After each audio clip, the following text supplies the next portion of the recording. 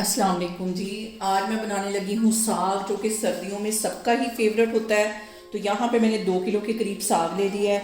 1 kilo मैंने यहाँ पे पालक ले ली है, और एक गुट्ठी मैंने यहाँ पे ले ली है बाथों की, और एक गुट्ठी मैंने यहाँ पे ले ली है मेथी की। और यहाँ पे साग को मैंने अच्छी तरह साफ़ कर लिया है। इसकी ये जो गंदले हैं इसको छील लिया है। इसको अब मैं काटने लगी हूँ। पालक भी बनाऊँगी। ये सारा कुछ बनाने के बाद फिर मैं आगे आपको दिखाती हूँ। और यहाँ पे देखें जी, सारी चीज़ें मैंने अच्छी तरह काट ली। पालक, साग, मेथी और बाथू सारी चीज़ें काट ली। तकरीबन 1 पाव के करीब इसमें मैं सब्ज़ मिर्चें डाल दूँगी, और कुछ इसके अंदर ये तेज़ वाली जो होती हैं, ये 3-4 ये मैं डाल दूँगी, और एक वो जो कली होती है लहसुन की, वो इसमें चली जाएगी। ये डालने के बाद तकरीबन 3 गिलास के जितना इसमें मैं पानी डाल दूँगी। और जब पानी पकने लग जाएगा तो फिर ऊपर से मैं इसका पानी भी उतारती हूँ। फिर और इसके अंदर मैं डाल दूंगी 2 टेबलस्पून के करीब नमक डालने के बाद इसको मैं पकने के लिए रखने लगी हूँ। बिल्कुल हल्की आग पे इसको मैं रखूँगी, और कम से कम आपको 2 घंटे बाद मैं दिखाऊंगी, जब इसमें अच्छी तरह बॉयल आने लग जाएगा फिर मैं आगे आपको दिखाती हूँ। और यहाँ पे देखें जी, साग को पकते हुए आधा घंटा हो गया। अब इसके अंदर से ये वाला जो पानी है मैं उतार लूँगी। तकरीबन 1.5 गिलास के करीब इसमें से उतार लूँगी, और जितना मैं इसके अंदर से पानी निकालूंगी उतना ही बॉयल करके इसके अंदर फिर से डाल दूँगी। इससे ये होगा कि जो हमारा जो साग है वो कड़वा नहीं बनेगा। इस तरह मैं सारा पानी इसका निकालती जा रही हूँ।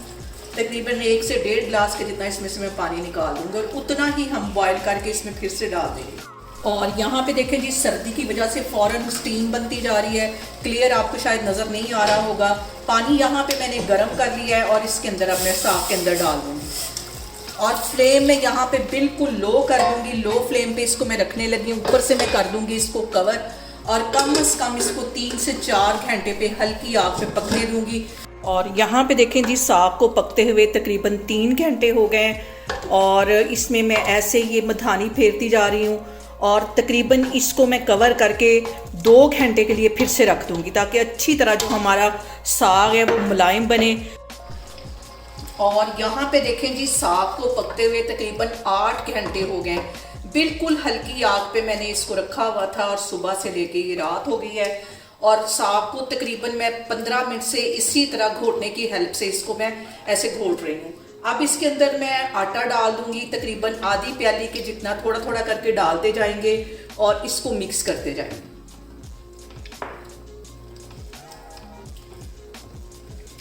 और यहाँ पे देखें जी, आटा डालने के बाद भी साग को पकते हुए तकरीबन 10 मिनट हो गए, और हमारा जो साग है ये देखें मलाई की तरह का तैयार हो गया है। चूल्हा यहाँ पे मैं बंद करती हूँ। इसका हम तड़का तैयार करते हैं, फिर मैं आपको दिखाती हूँ। और यहाँ पे देखें जी, साग के लिए हम तड़का तैयार करते हैं। तो आधा कप के जितना मैं कुकिंग ऑयल एक कढ़ाई के अंदर डाल दूँगी, और इसके साथ ही एक मीडियम साइज़ का प्याज था, इसे बिल्कुल मैंने बारीक काट लिया, ये इसमें चला जाएगा।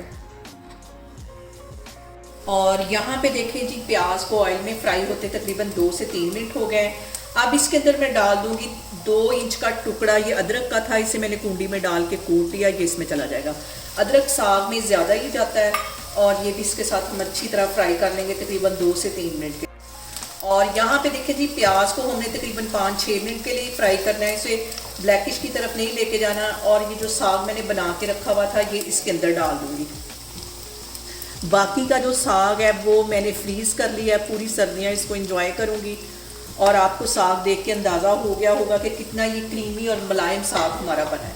इसको मिक्स कर लेना है अच्छी तरह, और इसको हम एंजॉय करेंगे बटर के साथ। और यहाँ पे देखें जी, साग को तड़के के साथ पकते हुए तकरीबन 10 मिनट हो गए। अब इसके अंदर 2 मैंने सब्ज़ मिर्चें थी बारीक काट ली, ये इसमें चली जाएंगी, और तकरीबन आधी प्याली के जितना ये सब्ज़ धनिया है ये इसमें चला जाएगा।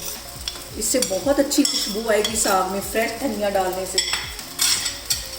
मिक्स कर लेना है इसको, और यहाँ पे मैं चूल्हा बंद कर दूँगी। इसको मैं करती हूँ डिश आउट, फिर मैं आपको दिखाती हूँ। और यहाँ पे देखें जी, मज़ेदार सा हमारा साग बन के तैयार हो गया है। बटर के साथ इसको मैं एंजॉय करूँगी। आप लोग भी इसे मेरे तरीके से बनाएं, और मुझे बताएं कि आपको मेरी रेसिपीज़ कैसी लगती हैं। और मेरी वीडियोस को ज़्यादा से ज़्यादा शेयर करें, और मुझे सब्सक्राइब करें, और अपना बहुत सारा ख्याल रखें। इंशाल्लाह ताला मैं एक और वीडियो में आपके सामने आऊँगी। अल्लाह हाफिज़।